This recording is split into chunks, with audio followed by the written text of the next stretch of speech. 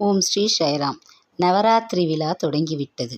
அம்பாள் 9 நாட்களும் ஒவ்வொரு விதமாக தோன்றி இறுதியில் மகிஷனை வென்ற நாள் இந்த நவராத்திரி. முதல் 3 நாள் துர்க்கை, பிறகு லக்ஷ்மி, பிறகு 3 நாள் சரஸ்வதியாக அவளை நாம் பூஜிக்கிறோம். நவராத்திரியின் முதல் நாள் உமா மகேஸ்வரி. முதல் நாள் அரிசி மாவில் புட்டு கோலமிட வேண்டும். மிருதங்கம் வாசிக்க தெரிந்தவர்கள் தோடி ராகம் இசைப்பது மிகவும் சிறந்தது. இல்லையேல் துர்க்கை பாடல்கள் பாடலாம். அடுத்து 2 வயது குழந்தையாக அம்பாளை நாம் பூஜிக்க வேண்டும். அன்று அம்பிகையை வில்வத்தால் அர்ச்சனை செய்வது சிறப்பான பலனை அருளும்.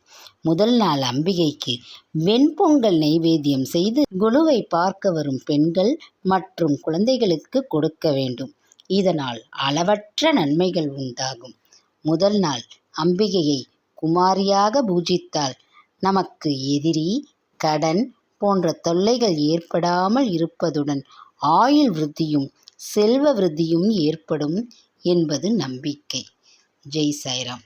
இந்த சேனல் உங்களுக்கு பிடித்திருந்தால் லைக் பண்ணுங்கள், ஷேர் செய்யுங்கள், சப்ஸ்கிரைப் பண்ணுங்கள்.